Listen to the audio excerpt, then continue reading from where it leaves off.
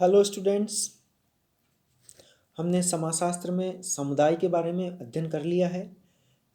इसी के साथ एक और महत्वपूर्ण अवधारणा हम समुदाय के बारे में आज अध्ययन करेंगे।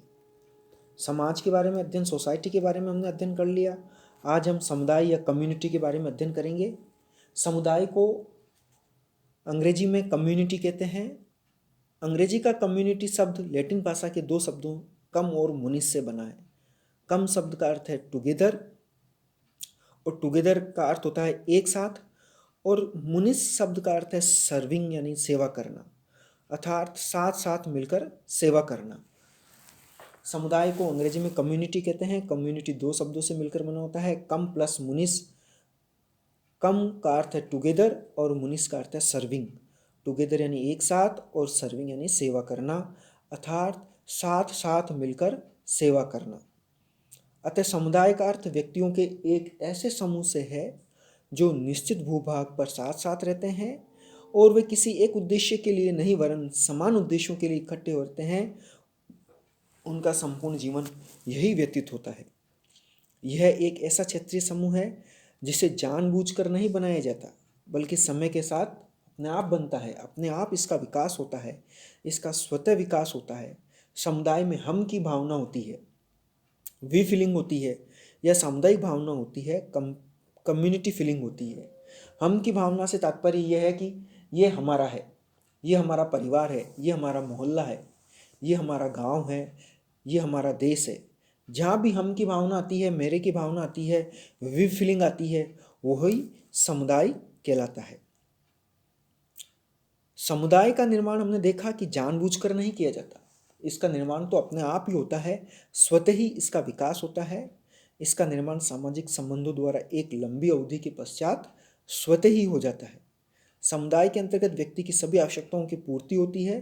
आगमन ने समुदाय को सामाजिक जीवन का संपूर्ण संगठन माना है, total organization of social life, यानी कि एक ऐसा ऑर्गेनाइजेशन जहाँ पर संपूर्ण जीवन जिया जा सके, हमारे संपूर्ण जीवन की आवश्यकताओं की पूर्ति हो सके, अर्थात मनुष्य की समग्र जीवन पद्धति का विकास समुदाय के अंदर ही होता है। अब हम समुदाय के विभिन्न समाजशास्त्रियों द्वारा दी गई परिभाषाएं देखते हैं। किंग्सले डेविस ने परिभाषा देते हुए बताया है कि समुदाय के तीन आधार होते हैं। किंग्सले डेविस बहुत अच्छे बड़े समाजशास्त्री हुए हैं। इनकी पुस्तक का नाम है ह्यूमन सोसाइटी, मानव समाज। इस पुस्तक में उन्होंने समुदाय के तीन मुख्य आधार बताए हैं। पहला व्यक्तियों का समूह, दूसरा क्षेत्रीय निश्चितता और तीसरा समग्र जीवन का समावेश। इसी प्रकार आगे बोगार्ट्स ने कहा है कि समुदाय के तीन तत्व होते हैं। बोगार्ट्स ने तीन तत्व बताए हैं। पहला सामाजिक समूह, दूसरा हम की भावना और तीसरा निश्चित भूभाग। आगमन और निम्कोप कहते हैं कि एक सीमित क्षेत्र में सामाजिक जीवन के संपूर्ण संगठन को समुदाय कहा जाता है। यानी क्षेत्र सीमित होना चाहिए, लेकिन उसमें सामाजिक जीवन का संपूर्ण संगठन आ जाता है, उसे समुदाय कहा गया है। समुदाय के आवश्यक तत्व देखते हैं अब हम। बेसिक एलिमेंट्स, बेसेज और इसेंशियल एलिमेंट्स ऑफ कम्युनिटी। समुदाय के प्रमुख तत्वों को इस डायग्राम में तीन बताए गए हैं। पहला है निश्चित भौगोलिक क्षेत्र, यानी कि समुदाय का जो प्रमुख तत्व है उसमें सबसे पहली चीज है निश्चित भौगोलिक क्षेत्र। एक निश्चित भौगोलिक क्षेत्र होना चाहिए।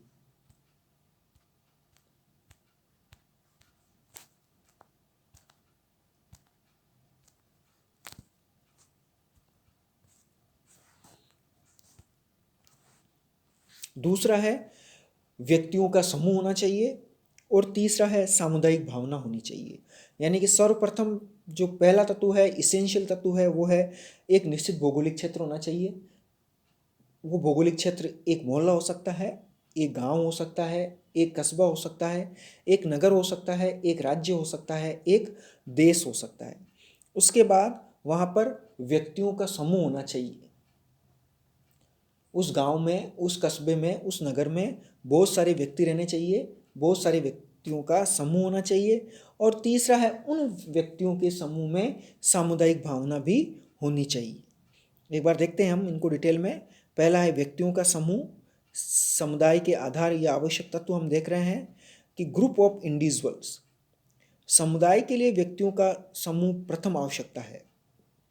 व्यक्तियों के बिना सामाजिक जीवन में सामुदायिक भावना की कल्पना भी हम नहीं कर सकते। दूसरा है निश्चित भौगोलिक क्षेत्र।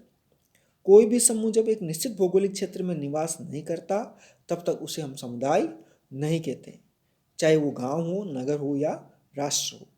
तीसरा है सामुदायिक भावना। सामुदायिक भावना से तात्पर्य हम की भावना से है। हमने पहले भी देखा था कि कम्युनिटी फीलिंग होनी चाहिए, हम की भावना होनी चाहिए, वी फीलिंग होनी चाहिए। अर्थात हम सब एक हैं, ये हमारा समुदाय हमारा है, इसके सुख दुख में हम सभी समान रूप से भागीदार हैं। इस प्रकार हमारा या हम की भावना जहाँ आ जाती है वहाँ पर समुदाय बनता है। ये हमारा गांव है, ये हमारा मोहल्ला है, ये हमारी सबकी समस्याएं हैं, ये हमारा है। इस प्रकार की जो वी फीलिंग आती है वो ही सामुदायिक भावना कहलाती है और वो समुदाय का मुख्य तत्व है, आवश्यक तत्व है। अब सामुदायिक भावना के अंतर्गत तीन बातें पाई जाती है। पहली हम की भावना की अभिव्यक्ति, दूसरा दायित्व निर्वाह की भावना और तीसरा है निर्भरता की भावना। पहला देखते हैं हम एक्सप्रेशन ऑफ वी फीलिंग कि सब में हम की भावना होती है।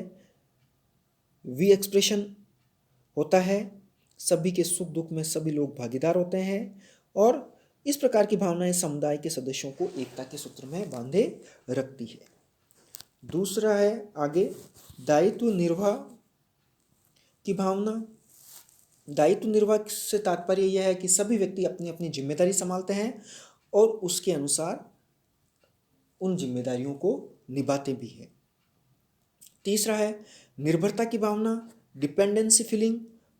निर्भरता की भावना से तात्पर्य यह है कि एक समुदाय के लोग एक समुदाय के लोग अपने ही समुदाय के दूसरे लोगों पर निर्भर रहते हैं, किसी न किसी कार्य के लिए, किसी न किसी आवश्यकता की पूर्ति के लिए।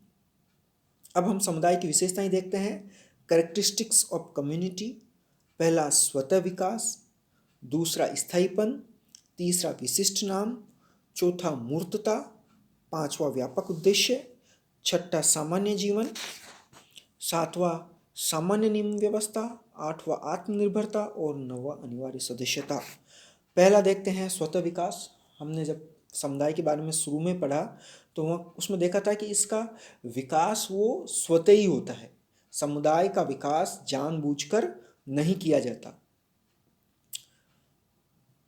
कहने का तात्पर्य यह है कि ये प्लान नहीं होता, नियोजित नहीं होता, इसके लिए कोई प्रयत्न नहीं करने पड़ते हैं, ये तो अपने आप ही विकसित होता है, इसका विकास स्वतः ही होता है। दूसरा स्थायीपन। जब इसका विकास स्वतः ही होता है तो इसमें स्थायीपन पाया जाता है, किसी एक कारण या किसी भी कारण से ये पूरी तरह से नष्ट नहीं होता है। तीसरा है विशिष्ट नाम, स्पेसिफिक नेम। हर एक समुदाय का अपना एक विशिष्ट नाम होता है, वही विशिष्ट नाम उनको एक स्थायीपन देते हैं, एक अलग ही नाम के कारण उसको एक अलग ही उनका अस्तित्व प्रकट होता है। चौथा है मूर्तता। समुदाय चूंकि मनुष्य के रूप में हम इसको देख सकते हैं, अतः इसका कोई निश्चित आकार प्रकार होता है। हमने पहले भी देखा था कि इसका एक निश्चित भौगोलिक क्षेत्र होता है, एक निश्चित भूभाग होता है।